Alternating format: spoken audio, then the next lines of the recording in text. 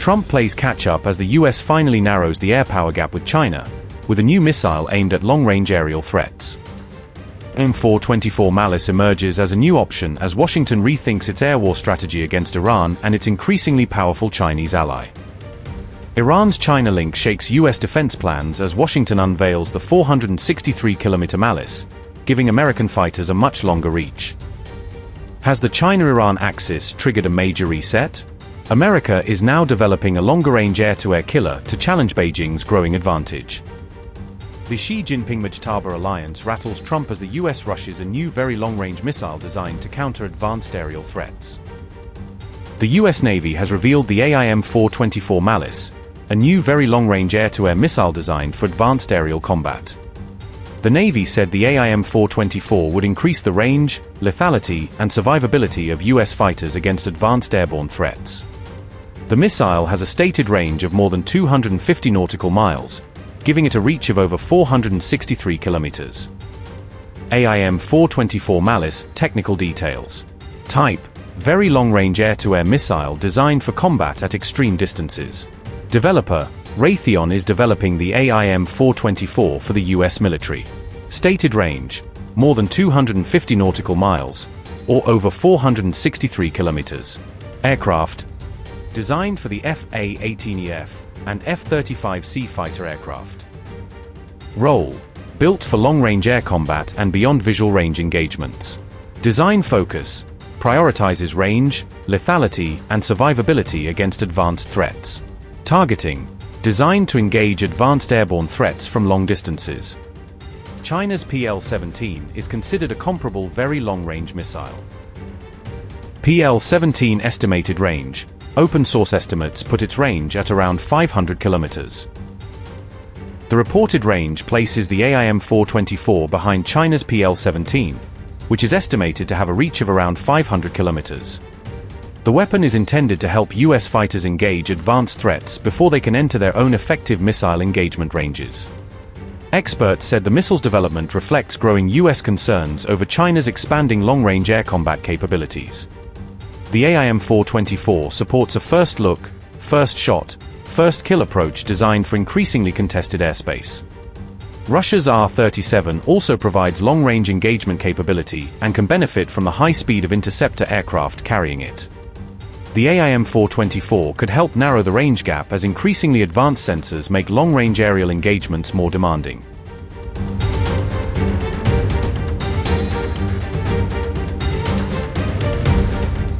Iran's parliament speaker dismissed US threats to punish Tehran's trade partners, saying the warnings would not force countries to abandon Iran. Mohammad Bagher Ghalibaf said Iran's trading partners had privately assured Tehran that they would not be deterred by Washington sanctions threats.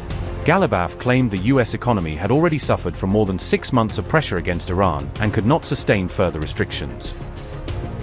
Mohammad Bagher Ghalibaf said, and I quote, "Americans know that no one buys their bombast. The United States is not in an economic position to further restrict its relations with other countries. Iran's trading partners, both in the media and through messages sent to us, have made it clear that they don't take these statements into account anywhere." Unquote. Iranian government spokesperson Fatma Mohajirani acknowledged that the latest economic pressure was creating serious difficulties inside the country. Mohajirani said the government and President Masoud Pezeshkian would guide Iran through the latest round of economic pressure. She said Tehran would rely on what she described as wisdom and resolve, while maintaining national unity against US pressure. They have made every effort during this period. They have tried to test the resolve of the Iranian people and the country's officials, and they have failed every time. Apparently, they have now decided to try another failure. We have long been expecting these days and were well aware of the plans they had. The government has a 2-year plan and is fully prepared and has been prepared for these developments. The people have genuinely suffered a great deal. We fully understand that. We fully understand the inflation that has been imposed on the people and the measures they have taken since last year. It is not at all the case that we say these actions have had no impact. We see ourselves as sharing the people's hardship, and we understand what inflation means. We understand what currency pressure means. We understand what shortages mean. But the government's entire effort has been to prevent their desperate attempts to cut off our financial and trade lifelines.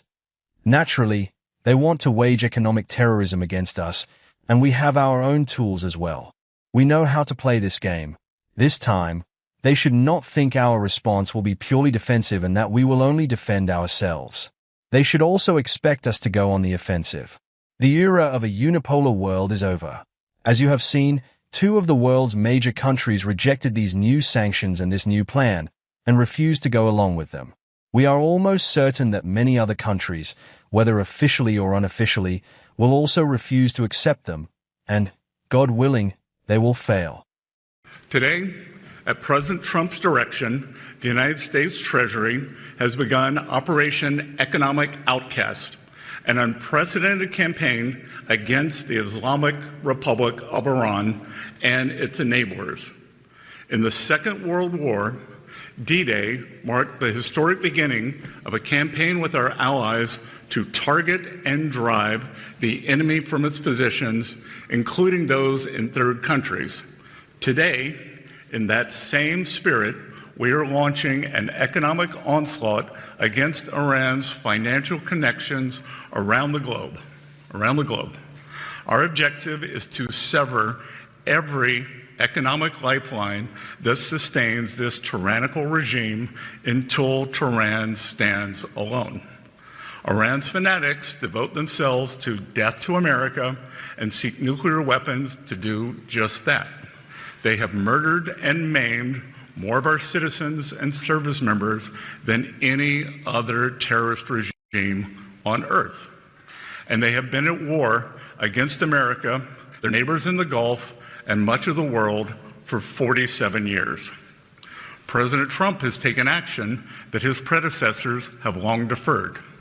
And under his leadership, America is no longer managing the Iranian threat. We are ending it.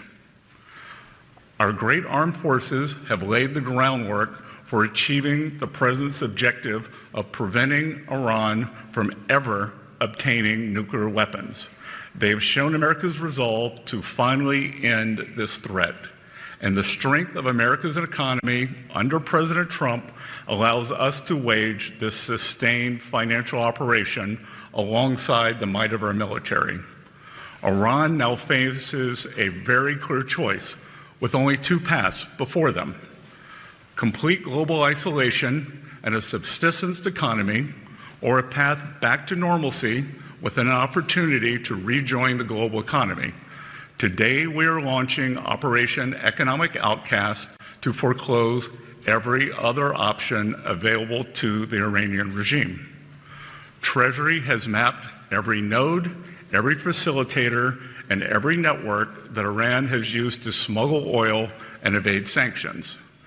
Beginning today, the actions of Treasury and other agencies will tighten the noose and block every potential source of revenue that funds the IRGC and the evil Iranian regime.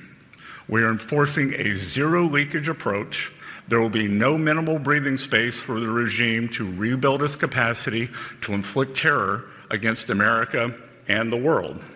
Upgrade your news experience with the all-new HT app. Download now.